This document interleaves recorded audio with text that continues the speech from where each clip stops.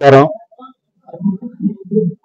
ఇటీవల జరిగిన రాజకీయ పరిణామాల నేపథ్యంలో నేను తెలుగుదేశం పార్టీ నుంచి బీజేపీలోకి వచ్చి ఎన్డీఏ కూటమి అభ్యర్థిగా అనపర్తి అసెంబ్లీ నియోజకవర్గం నుంచి పోటీ చేయడం జరుగుతూ ఉంది.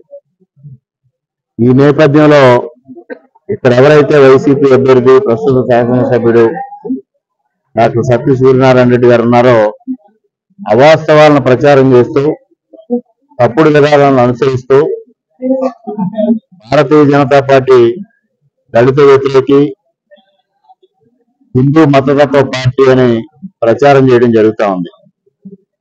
ఈ నేపథ్యంలో ఇవాళ అందరూ దళిత నాయకులతో సమావేశం కావడం జరిగింది. ముఖ్యంగా 2014 నుంచి 2019 వరకు భారతీయ జనతా పార్టీ, తెలుగుదేశం పార్టీ, జనసేన పొత్తుతోనే ఆ రోజు ఎన్నికలకు ముందుకు రావడం, ప్రభుత్వాన్ని ఏర్పాటు చేయడం జరిగింది. అదేవిధంగా 1982 నుంచి 2004 వరకు కూడా వివిధ సందర్భాల్లో భారతీయ జనతా పార్టీతో తెలుగుదేశం పార్టీ పొత్తు పెట్టుకోవడం జరిగింది. ఏనాడైనా మైనారిటీలపైన దాడులు జరిగాయా, క్రైస్తవులపైన దాడులు జరిగాయా, చర్చిలు ధ్వంసం చేయడం జరిగిందా, మసీదులను కూలగొట్టడం జరిగిందా అని ప్రశ్నిస్తా ఉన్నా. 2014 నుంచి 19 వరకు అటువంటి సంఘటనలు ఏమన్నా జరిగినాయా? 2019 నుంచి 2024 వరకు ఎంతమంది దళితులపైన దాడులు జరిగినాయి, అత్యాచారాలు జరిగినాయి, ఎన్ని రకాలుగా మత విద్వేషాలను రెచ్చగొట్టారు, ఎన్ని విధాలుగా రాష్ట్ర ప్రజానీకాన్ని ఇబ్బందులు పెట్టారు అనేది సూర్యనారాయణ రెడ్డి గారు చెప్పమని నేను ప్రశ్నిస్తా ఉన్నా. 2014 నుంచి 2019 వరకు ఇక్కడ క్రైస్తవ చర్చిలకు కానీ, ముస్లింలకు సంబంధించిన మసీదుల సంక్షేమం కోసం కానీ నేను చేసిన కృషి ఏమిటి? 2019 నుంచి 2024 వరకు ఈయన ఎక్కడైనా ముస్లింస్ సంక్షేమం కోసం కానీ, క్రైస్తవుల సంక్షేమం కానీ ఒక కార్యక్రమం చేపట్టారా? ఇవాళ ఈ నియోజకవర్గంలో 2019 నుంచి 2024 వరకు ఎంతమంది దళితులపైన దాడులు కానీ, ఇబ్బందులు కానీ జరిగి దళితులు ఎన్ని రకాలుగా ఇబ్బందులు పెట్టారు ఈ నియోజకవర్గంలో?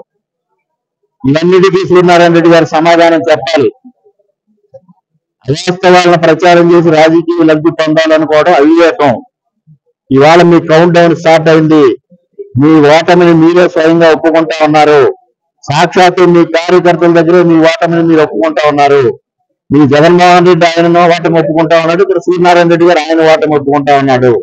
మీ నాయకులు స్తబ్దతగా ఉండిపోయిన పరిస్థితి చూసి మీరు అసహనానికి గురవుతా ఉన్నారు. ఇటువంటి అసహనంలో లేనిపోని అవాకులు చవాకులు మాట్లాడి అవాస్తవాలను ప్రచారం చేసి ప్రజల్లో చులకన కావద్దు. రేపు కనీసం మాజీ శాసనసభ్యుడిగా గౌరవప్రదంగా ఉండడానికి ప్రయత్నం చేయండి తప్పించి అవాస్తవాలను ప్రచారం చేసి ప్రజల్లో చులకన కావద్దని ఈ సందర్భంగా తెలియజేస్తూ, ఇవాళ అందరికీ తెలియజేసేది ఒకటే, నియోజకవర్గ ప్రజానీకానికి కానీ రాష్ట్ర ప్రజానీకానికి కానీ తెలియజేసేది ఒకటే, ఏ రాజకీయ పార్టీ మతతత్వ పార్టీలు కాదు. అన్ని రాజకీయ పార్టీలు భారతదేశంలో భారత రాజ్యాంగాన్ని అనుసరించి మాత్రమే వాటి ప్రయాణం కొనసాగిస్తే వారి విధానాలు కొనసాగిస్తారు. ముఖ్యంగా నేను లౌకికవాదిని. లౌకిక విధానంలో భారత రాజ్యాంగం, అంబేద్కర్ గారు రాసిన రాజ్యాంగం ప్రకారం ఏదైతే రాజ్యాంగం విధి విధానాలు రూపొందించిందో ఆ విధి విధానాలుగానే ఒక శాసనసభ సభ్యుడిగా, ఒక చట్టసభ సభ్యుడిగా నేను రాజ్యాంగాన్ని అనుసరించి లౌకికవాదిగానే ఉంటాను. అందరి సంక్షేమం కాంక్షిస్తాను. మైనారిటీల సంక్షేమం కానీ, మిగిలిన ప్రజల సంక్షేమం కానీ కాంక్షించి పనిచేస్తాను.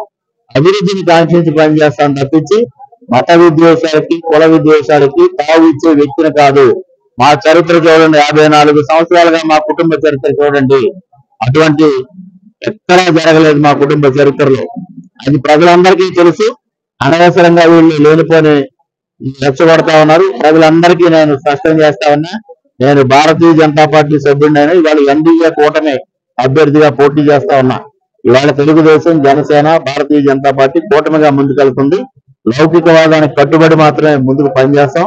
ఎటువంటి సందేహాలు లేవు. ఇవాళ దళితులందరూ వచ్చి నాకు సంఘీభావం తెలియజేసినందుకు వారందరికీ హృదయపూర్వకంగా కృతజ్ఞతలు తెలియజేసుకుంటూ, మన క్రిస్టియన్ మైనారిటీని మీట్స్ కూడా పెట్టడం జరిగింది. వారు కూడా అందరూ సంఘీభావం తెలియజేశారు. ఇవాళ మతం, కులం అనేది విధి విధానాలు తెలిసి మాట్లాడాలి, వాస్తవాలు తెలుసుకుని మాట్లాడాలి.